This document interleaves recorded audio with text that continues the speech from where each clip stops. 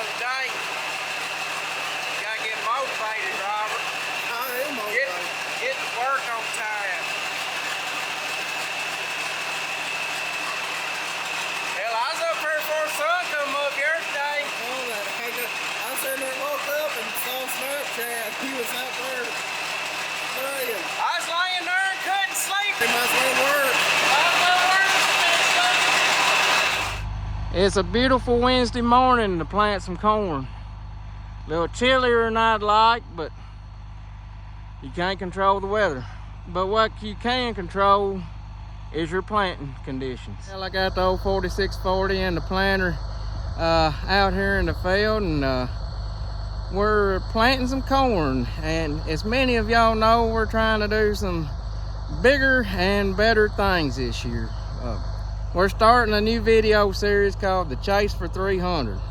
We're legitimately trying to grow some 300 bushel corn. No, I'm not jacking you around. We're really shooting for that. Have y'all ever heard the saying, shoot for the moon, and even if you miss, you'll land among the stars?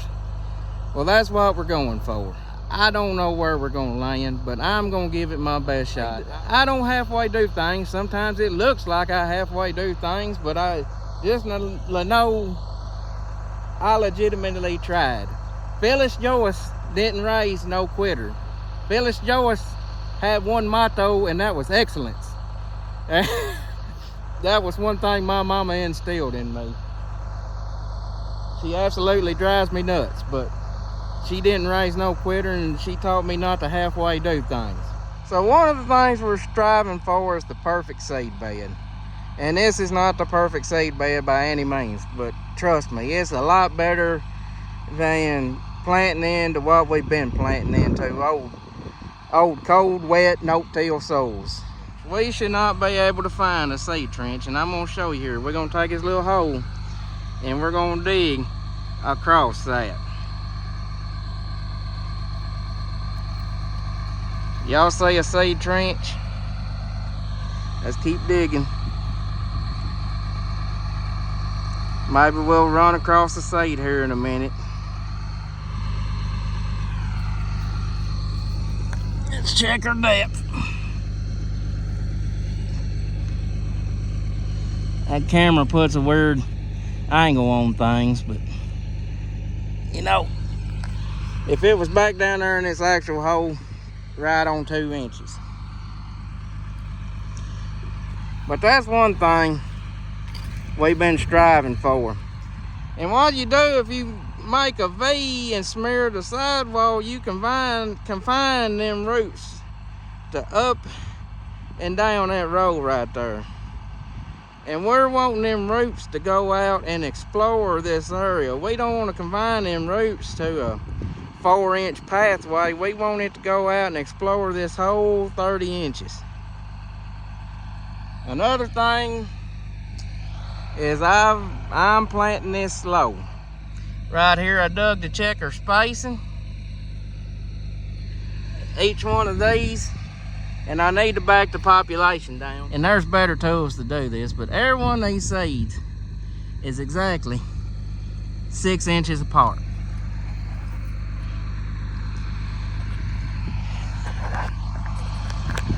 So will we make it? I don't know. Are we trying? We're doing our dangest to try to hit it. This is first year in a long time I've actually been excited about what our corn could possibly make. Is it easy? No. We've been working on these seed beds and prepping them, and there's a lot of people already done planting corn and starting the side dress. I'm sure we're just 1 week away from people starting to talk about us at the coffee shop. But that's okay. They don't pay my bills. I want to do it right. Man, I didn't know life could be this good. We're just sitting up here riding on a cloud. I know how what a kick everybody gets out of Bruiser. What are you after? This is my little farm. About 8 tillable acres.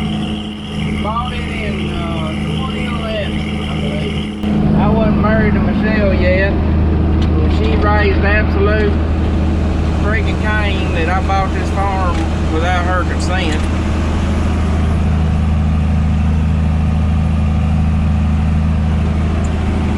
Being a farmer's wife, she's learned to get over that though. Now she don't even ask questions. Just absolutely beautiful back there.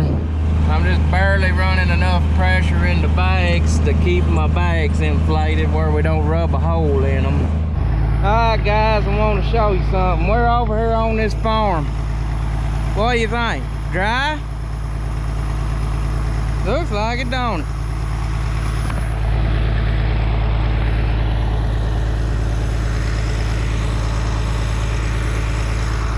Come over here with this Phoenix hair. This field's always a mud hole, especially when you get over there. But it needed some air. I ran this 48 hours ago. Run it 3 times. This field's a triangle. I ran it once with this fence row. I ran it once with that fence, which was crossways, and then I ran it in the direction I planted. And it looks pretty, looks beautiful. That's about the only way you're gonna get this field planted is to scratch it somehow or another. On this channel, I'll let you know when we're doing it right and when I'm doing it wrong and don't do like I do and make a mess. Because I want to see you succeed. I found a seed here. It's just hard to get that seed trench completely destroyed in a no-till situation here in Tennessee. But right there is our seed. But I mean, we got a little loose dirt here. You know, it ain't perfect. We can't find the V, but you know that corn plant's gonna try to push these roots through these sidewalls here, and it's gonna have a lot harder time. Let's check our depth. We look a little shallow.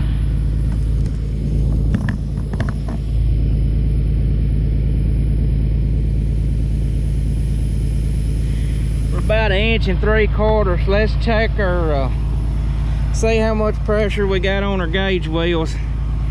Alright, this is this is more of a no-till situation, so we need a little more downforce on our gauge wheels there. And yes, I know I got mud slung on my planter, but I promise I have not been planting with it that muddy. We just got this old springy ground, and sometimes for your rows to work out right, you have no choice but to bust on through them. But you can see right here on this on these yetter twisters how it's kind of pinching it together here. I mean, it's chopping it up a little, but you know, it's kind of pinching it together. And Eric convinced us, we had these drag chains, ran them years ago. Eric convinced us to put them back on there, and I used to think they made the ground crust, but looking back, it was just them Martin spiked closing wheels we was running that and planting too wet. But you know, its chain comes around here. Its chain comes around here and drags this dirt and kind of seals it back up and makes just the prettiest little old seed bed you've ever seen. I about noticed that on this no-till ground, which this ain't no-till, I mean, we run a Phoenix hair. It is a form of tillage. On that no-till ground, if you come out to the end, true no-till ground, if you come out to the end and pick up and them chains is dragging a little dirt behind them, you're doing a good job. You got your V openers making your trench here, and that trench, I mean, it's kind of breaking loose there on its own. And this is your Keaton seed firmer. That's why I love them.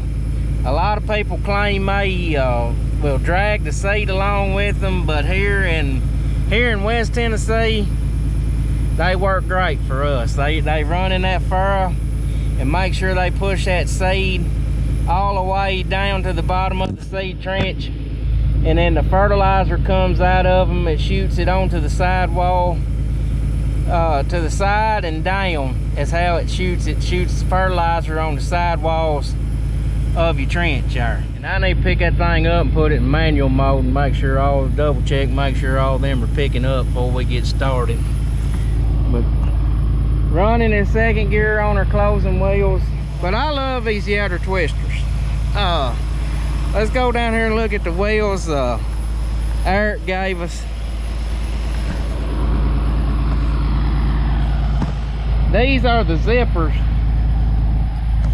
And you see how these are at an angle, and they come in here and they close the trench from the bottom up. You see how it puckers it up there? See that? Let's look behind these twisters. I mean, both of them is doing a good job. This one, I think it destroys more of your sidewall. I promise, it's just, I've not been planting in that much mud. It's just me running it through them darn old springs. If you don't have any springs that bubble up on your farm, consider yourself lucky. Just got to put a little more downforce on my units. I'm gonna jack it up to 20 pound. Sitting on 10 pound right now, just enough to keep my airbags inflated. We was planting on that worked up ground, but let's go up here and turn the fertilizer on, make sure all of them are putting out. I got the pressure jacked up there pretty high to, you know, blow them out as in case there was anything stuck in. That darn stuff's expensive. We don't want to be wasting a lot of it. I can almost always tell you the wet areas of the field, and they're gonna have these little yellow buttercups right here. This field was bad wet when I sprayed it. Kind of messed with the herbicide there a little bit. This is really the only field we've had to green back up like this. We're poking along here, poke.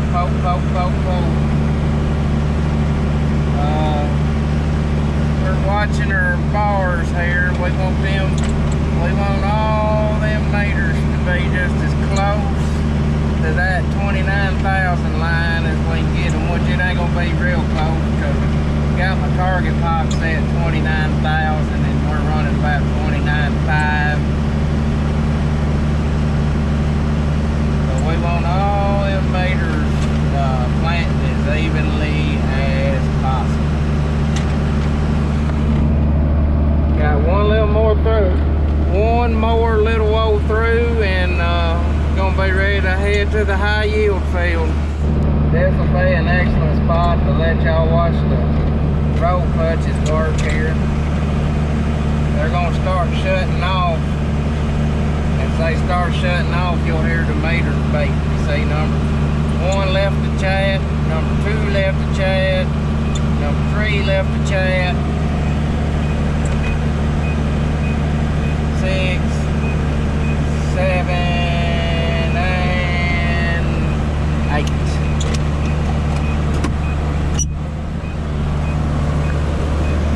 I'm anxious to get to the end of the year here and see how much that actually saved us. It surprises me. All I'm gonna say is we were wasting. These little old 3 rows I'm fixing to go plant here, I wouldn't have even planted them before. This is the moment when it gets serious. We have seed over here in the field I'm about to load up. Got 24 acres in the backfield. It's stressier type ground. Cropland 5570 going on it. We're gonna load up 25 acres worth. We're gonna load up 25 acres worth of our fertilizer. 75 acres on this farm. Eric sent us 50 acres worth of material, so we're gonna plant this 25 acres and transition over to his material. It's gonna be over there where Robert's running in that middle field. That's the best field. And it's gonna be in this front field. 38 acres in that field, 12 acres in these little patch fields, I call them. But even though they're kind of patchy, they normally plant pretty fast.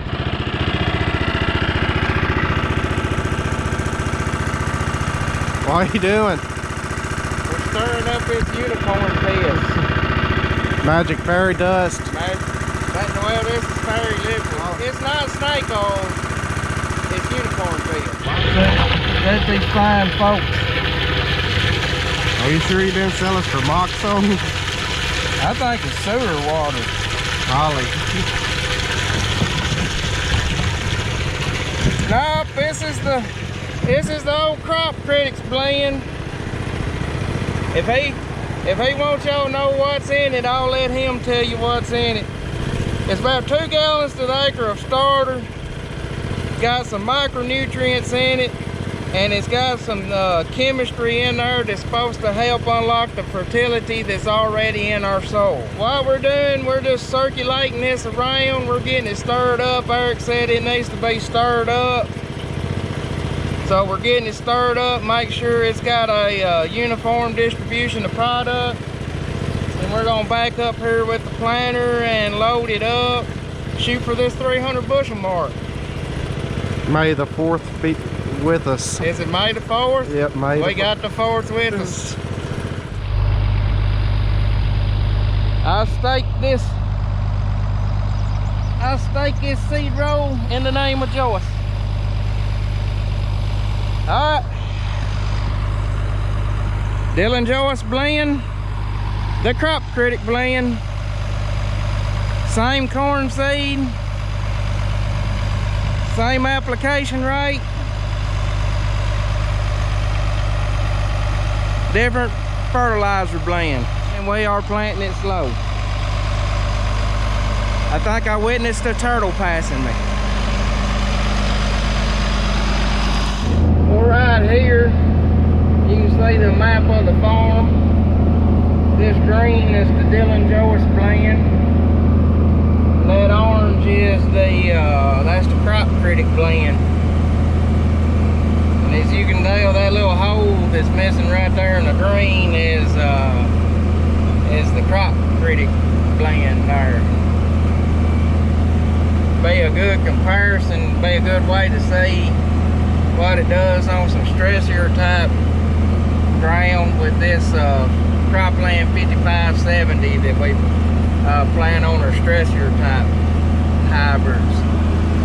We're going out to the truck here. We're going to load up with Cropland 5678. That's our racehorse type variety. I know it's got some top end to it because I've seen it before.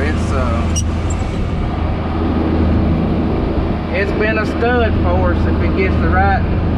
It's been a stud for us if it gets the right conditions. Got a little experimentation going on here today. Eric said we want a good ride on our planter here. He wanted to be able to send a set of Coca-Cola up there on top of that hopper, and it'd be there at the end of the day. So far we're on round number 2 and the Coca-Cola is still up there.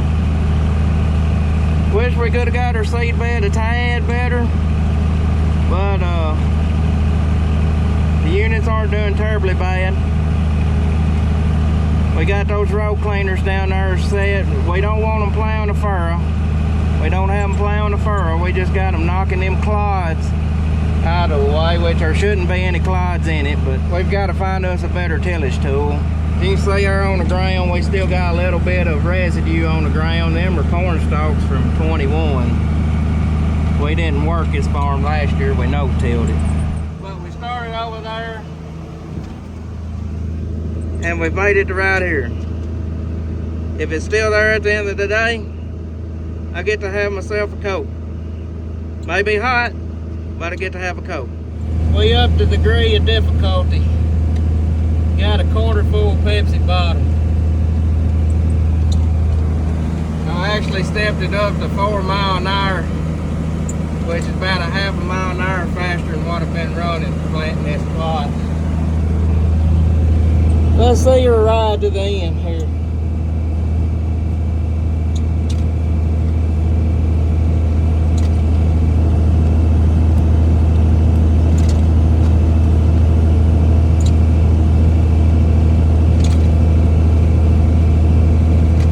She's dancing a little.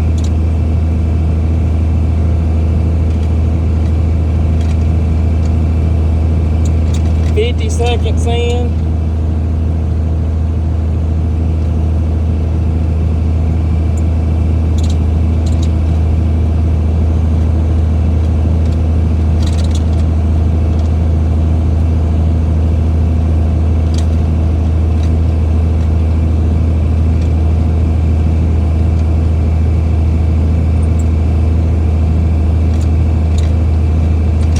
We're not setting any land speed records.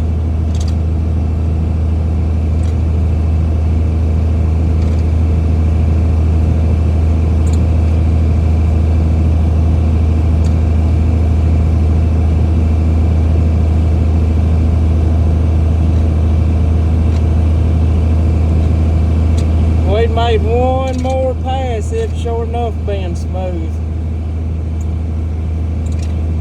Would have been like riding on a pillow. But we're up against a time window. Got rain coming in tonight, and I sure would like to finish planting corn today. Down to 40 acres.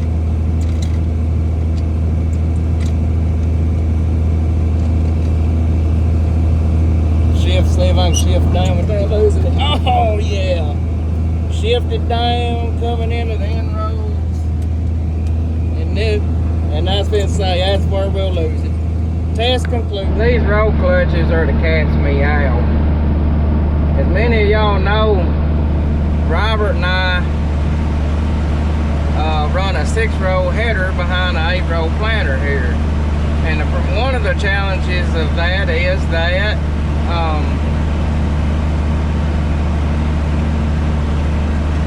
on our in-rows there, I like to plant 4 passes on the end with the planter, which is 32 rows. Well, with the 6-row header, you got to come back and pick up 2 extra rows. Or not, yeah, you got to come back and pick up 2 extra rows. But with these clutches, I can turn those 2 rows off, so we don't have to go back and pick up any odd rows. It's a pretty cool little deal that I think it's gonna help us out a lot this fall. Well, I started right in there, and it made it to right here falling off. Didn't fall off during planting, it fell off when I was turning around. There was an old pond down there at the end, and I turned around, hit a seepy spot in that old pond, and it fell off. So the Coke can challenge is over.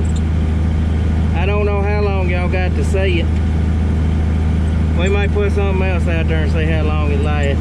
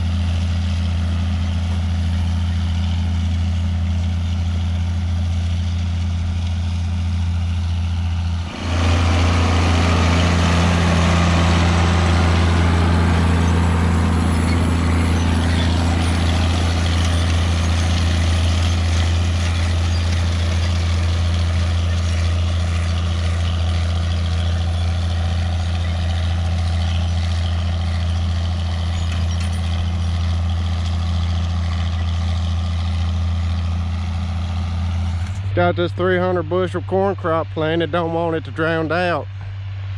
He's running his PTO ditches, making sure any low areas don't, any low areas puddle or pond with water, that it all goes off the field like it should. 18 more acres and hopefully 23 corn will be done with, and that it all comes up and makes 300 bushel. Dusty.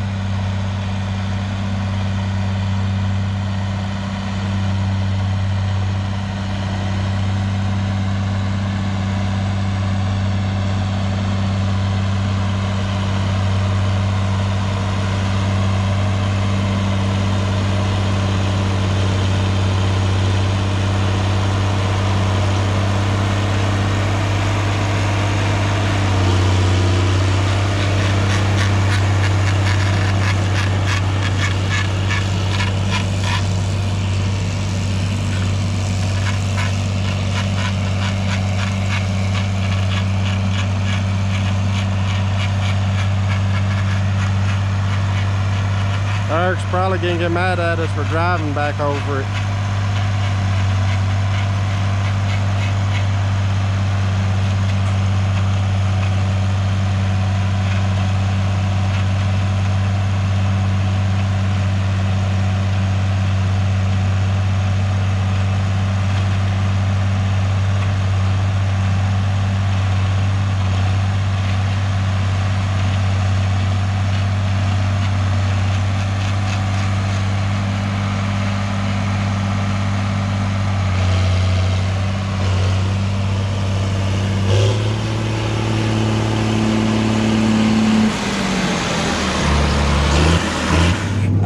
Running these dang old ditches, but if you don't run them on this farm, you won't make a crop. It's terrible. You fight the ditches on the hills and you make the ditches on the flat ground.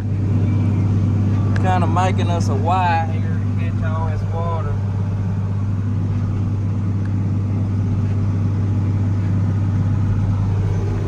About the only complaint I got with these 4640s is this curved glass distorts the way the ground looks, and it makes it dang near impossible. They are some hard tractors to run a ditch with.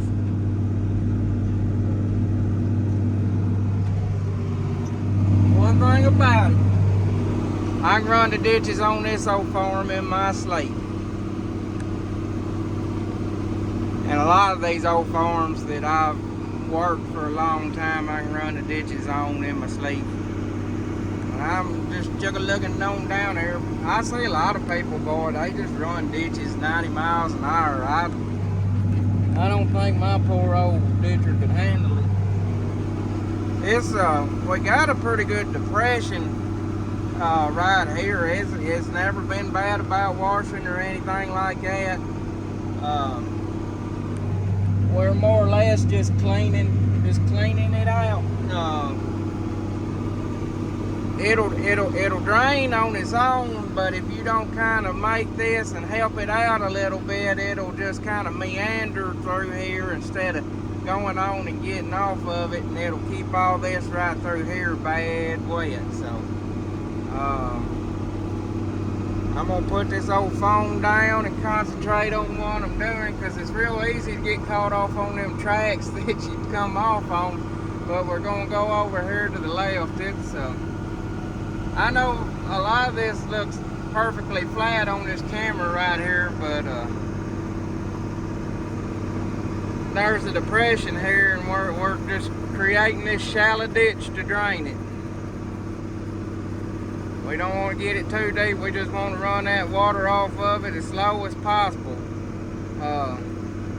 what we're doing right here is I've already made a wing on that. I'm taking this water to that wing. There's going to be another wing right there, and then one more wing coming off of it, and that'll drain this area right here, probably about 10-15 acres it'll drain off of. It just takes it down there to the main ditch.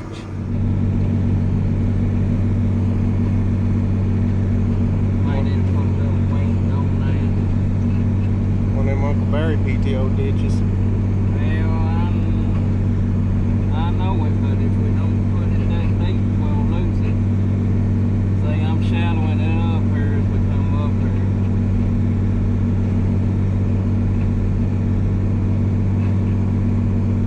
It's a necessary evil, as bad as I hate to say it.